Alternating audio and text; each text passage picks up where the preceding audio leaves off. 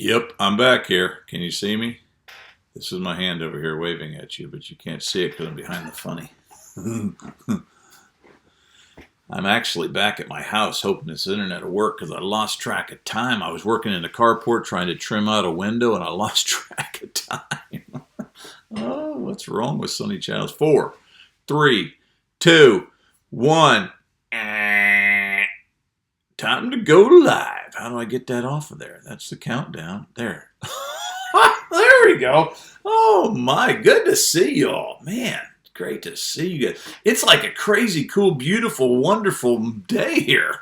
I mean, it's really, really nice. And I decided, my family there, not sure what they want to do, so I thought, well, I'm just going to try to go get busy at doing something till they figure out what they want to do. And so I went out in the carport and I was working around and doing some stuff and trimming things. And I looked up and it was 11:45. Noon is when I'm supposed to be with my buddies, my friends, my folks, my funny people.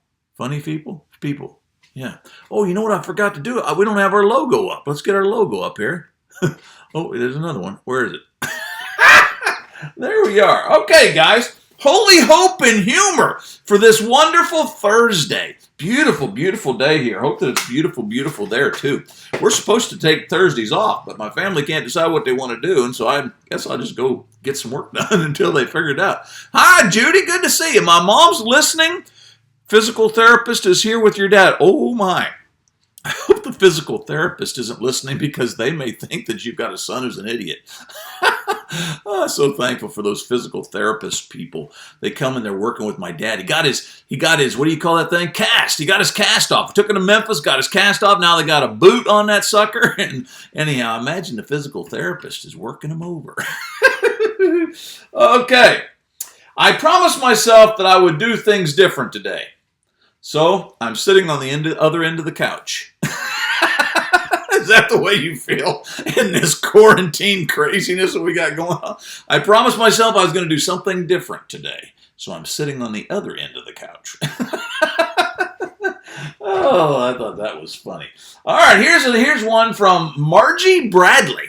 And I'm trying to give credit to folks. Oh, no, I take it back. That's the one she sent. I had my arrow at the wrong spot. So Margie sent that one. Good job, Margie. Thank you. I promised myself I'd do something different today, so I'm sitting on the other end of the couch. Way to go, Margie. That's a good one. I'm having a quarantine party this weekend. You're not invited. We actually were doing some research just a few minutes ago, Cindy and I, and the Arkansas State Health person, whatever, some fancy title. They are giving out, you're not supposed to gather in groups of more than 10 or whatever, but that's not supposed to have any effect on the church assemblies. So I don't know. Anyhow. But we're still working through that. We're not sure. We got several who will not be there, but our numbers at church, our home church, would be about at 13. That'd be 3 over the limit. So we're not sure whether we should do it or not. I'm going to have to get to the other head of the house hold that meets with us and figure this thing out and see what Bill wants to do this weekend. So anyhow, but I'm having a quarantine party and you're not invited because it's a quarantine party. Get it? Oh, well, never mind. All right.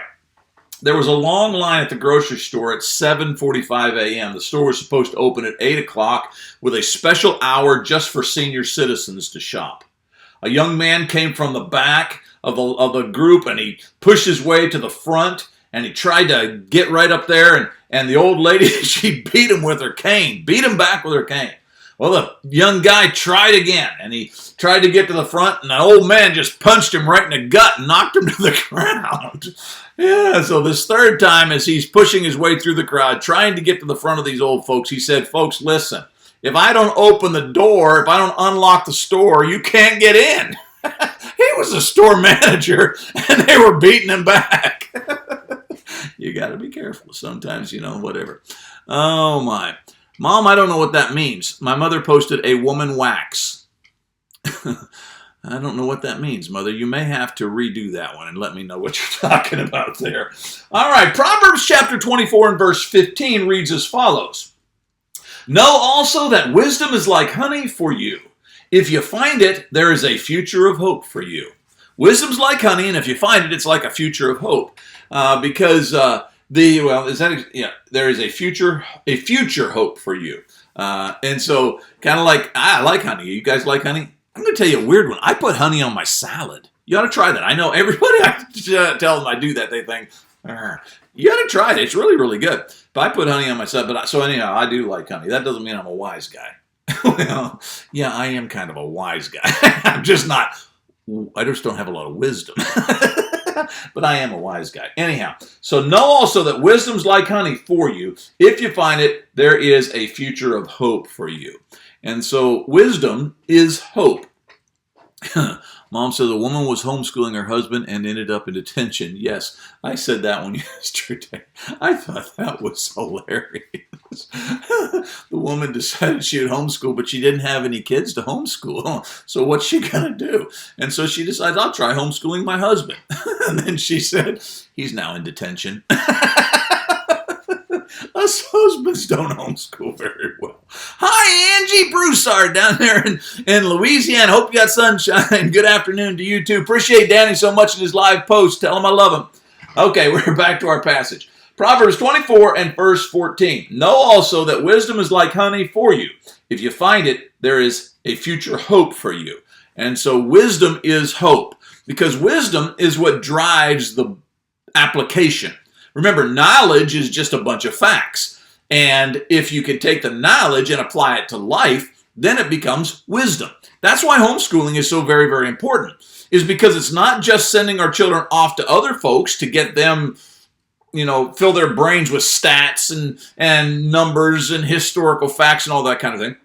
But it's incumbent upon the parent. This is Deuteronomy chapter 6. It's incumbent upon the parent to make sure that all those facts and stats and all that and history, that it applies to life. That's what homeschooling is. That's why the greatest curriculum is life and the greatest schoolroom is the home. That's why it's so very important for us to do that. And so he's telling us that wisdom, like honey, we love honey, right? Well, wisdom is going to provide for you a future hope, because wisdom is not just knowledge. It's not just putting a bunch of stuff in your brain. It's teaching you how to use that stuff and put it a part of a practical life. So that's what parents are supposed to do. I love that passage. Wisdom and honey, because I love honey. All right, here you go. This is for my buddy out there in Arizona land. I bet they got sunshine. Isn't that like the state of sunshine or something? No, Sunshine State's Florida, isn't it? I don't know what Arizona is.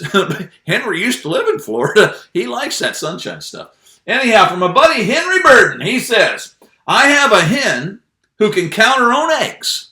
It's pretty cool, huh? We used to have a lot of chickens out back, and I didn't like those roosters. They're just as ornery as they can be. I guess that's just kind of a guy thing. I'd kick them all over the place. But those hens, you could pick them up, you could pet them, you could whatever. And they're really the only ones good for anything. You don't even generally, even cooking a rooster is not generally all that great. But the hens are good for everything. Not just laying eggs, but when they get old, whatever, you can cook them. But anyhow, we used to have a lot of chickens. But then the, what do you call them? Raccoons got him. Shot me a raccoon.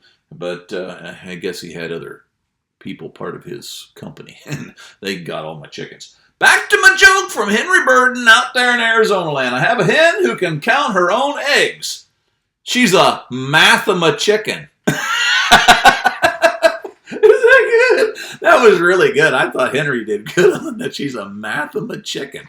Oh, Henry Burden is my daddy. He is such a blessing. Well, look at there. Hi. Good to see you. Thank you. Are you in Florida? If he's your dad. Now, I don't know. You might be living out there in Arizona, too. I don't remember. I think he's got some kids who stayed in Florida, and he moved to Arizona. But thank you, Donna Marie, for joining me and being a part of our funniness. But this is your dad's joke. It's a little corny, but I love it. I have a hen who can count her own eggs. She's a mathema-chicken. A mathema-chicken. That's pretty good. Oh, well, Donna Marie. Is that what I call you? Do I call you Donna Marie, or do I call you Loria? Anyhow, glad to see you. Yeah, she's in Florida, so there you go. You got the Burden clan. They're scattered all across the South. They go all the way from Florida to Arizona. But I'm so glad that you joined me this morning. And I love your daddy, too. Good guy. He's been a very big encouragement to my ministry. Okay, guys, there is your holy hope and humor for this fine, Thursday. And so I hope your day is going to be a wonderful, wonderful day, and that holy hope and humor will just fill it up, and joy will come your direction. Don't you love that picture? No, it's over here. This one right there. Isn't that? I'm looking at it in the screen as you're looking at it. It's just such a great picture. I cannot wait for that. You know what I'm saying? To me, that's the perfect Be There picture. Which sets me up for my ending. Sonny Childs, Be There, Matthew 16:26.